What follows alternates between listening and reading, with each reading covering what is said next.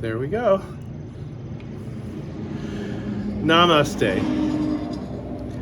I thought I'd give you something a little better to look at than me. I have a question for you today. Is it possible to get our pets back after they've passed? Something to think about. Now, there are two reasons why I haven't made a video in quite a while. Number one, I got hired by a flower shop to help open their second location. I have been working as a florist off and on for over 44 years, mostly in management. I am having a blast. It's so wonderful to play with flowers again. There's one catch. My old-fashioned arranging style that has worked for me for so long is a real no-go in this shop. Donna, our owner, is featured in many of the bridal magazines in North America and is dedicated to the romantic look. Her skill is legendary. No more roundy moundies, triangles, or flat fans or clown arrangements. I am learning to green vases differently. I'm making focal points, adding layers, using depth, grouping flowers together, basically changing everything I knew about flowers. Starting completely over with something that I have done for so many years is rough on my poor little ego, but it has been extremely good for me, spiritually and mentally. After 2.5 months, I'm kicking some flower ass, and it feels good. Reason 2 for my absence is simple. I can't read through this without bawling. Now, I'm not sickly sentimental about my pets. I just love them with my whole heart, let them go when they tell me to, and move on to the new fur babies God sends me. Talking about loss is very hard to do. Please be patient if I struggle a bit. Well, here goes. Do our pets reincarnate? Can we get them back after their death? Being an animal lover, that's a question that is very pertinent to me, and I bet for you also. Just as an aside, I'm very proud to announce that I have rescued 102 newborn kittens for SPCA. I have loved each one, and it broke my heart to give them up for adoption. How rewarding, intense, think of the responsibility of helping hours-old newborns survive. Tiring, you must feed, pee, and poop them every 2 hours at the beginning.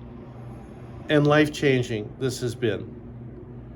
Our fur babies have souls, and they are on a reincarnation journey much, but not exactly like ours. You would most likely agree, our time with them is all too short. Is it possible to continue the love? I have found an answer that resonates very deeply with my spirit, and that I'm convinced is the truth. I can hardly wait to tell you. Animals are sentient, just as we are. Humanity must realize this and treat them with the respect and love they deserve. When the dumb animal's superiority changes to fellow travelers and equals, then watch what happens to with our ascension process.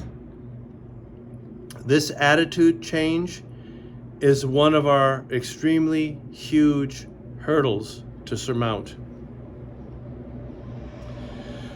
Well, from what I understand, animals come from a group soul, a kind of melange or soul soup. When they die, they go back to the pot until their next learning experience. However, something extraordinary happens when a normal, run-of-the-mill, everyday creature is loved by a human. Their soul breaks off the group and becomes distinct. They begin a solo journey of reincarnation and evolution. For example, horses have 2 to 5 incarnations. Dogs can come back 5 to 8 times. But cats have unlimited reincarnations. And I think that's so friggin' cool. Cats are so very interesting, and I love them more every day. How do you feel about our fur babies? Do you treat them as equals? It is an extremely important concept and very much worth considering. Okay, my cat Kitty Poo was a pain in the ass, and I loved him. Unlike we humans, animals remember their experiences from life to life. His personality was extremely developed over many incarnations. I was serving as organist and choir director at a church that was founded in the early 1700s. Kitty Poo had somehow gotten into the creepy old cellar during renovations. When some workmen found him, he was almost dead. My pastor set him up with food, water, and a potty. He ate, drank, and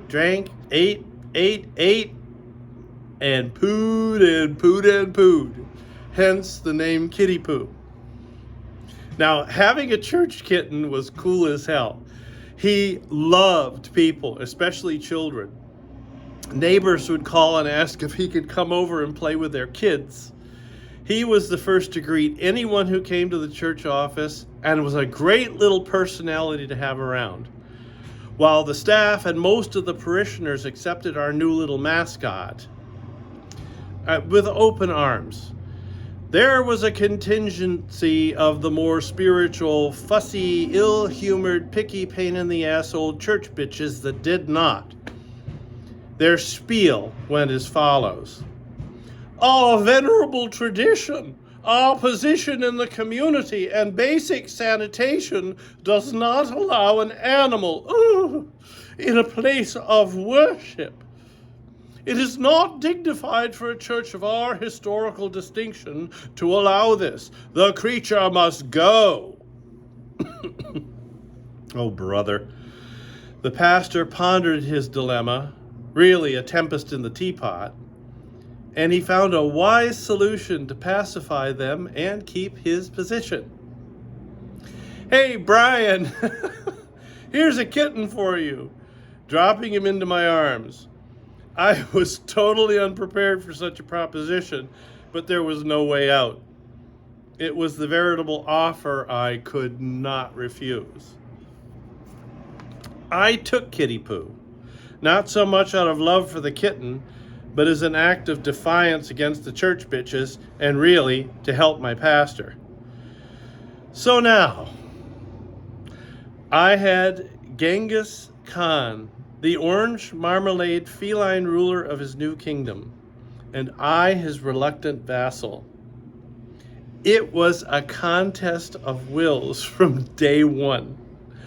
The only time I won was when I had him neutered. Brian won. Kitty Poo, 10.5 million. Damn it, I grew to love that cat. 2.5 years later, he willfully rebelled against his captivity, escaped out the front door, and went on an adventure. It took me 9 months to finally find that damn cat in a shelter. When he saw me, he leapt 12 feet in the air from a volunteer's arms, landed in mine. That's 3 meters for you Canadians. And we were bonded for life. From that reunion until he left this world, we ruled our domain as co-regents. All in all, I had that cat for over 20 years, and everyone loved him. One day, he gave me that, I can't do this anymore look. I called the vet, and the euthanization was set for the next day.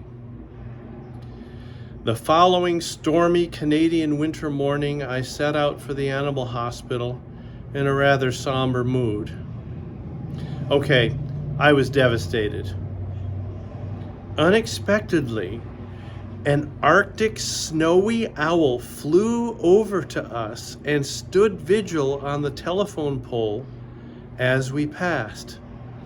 He, the harbinger of death, approved of our decision. His appearance filled me with much needed comfort and courage. After all, this was all about what was best for Kitty Poo and not about me. The universe takes care of me like that. This take no prisoners, loud, pushy, non-cooperative feline potentate was uncharacteristically submissive and placid. He sat on my lap and freely offered his paw to the needle-wielding veterinarian. "I'm ready to go. Let's do this," he seemed to say. Quite characteristically, His Royal Highness had one last zinger for me. Upon receiving his injection, his spirit passed up through my body. I felt as if I was going to poo my pants and then barf, and then I had angina-like heart pain. I had trouble breathing. I felt like I was choking. And finally, my brain went to cottage cheese. Immediately, I had a vision of a western town at sundown. It was windy with sagebrush and all. And there was this newspaper blowing through the ghost town towards me. As it passed before my eyes, it read in bold 1800s print, "Thank you." Simultaneously, I heard a Morris the cat voice speak that. I think it was heartfelt love tinged with just a little revenge for having him neutered. Honestly, this is what I experienced, and I'm simply not creative enough to make this shit up. Phew. I made it through this much. There's much more to tell in the next video.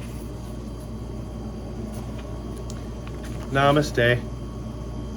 I love you.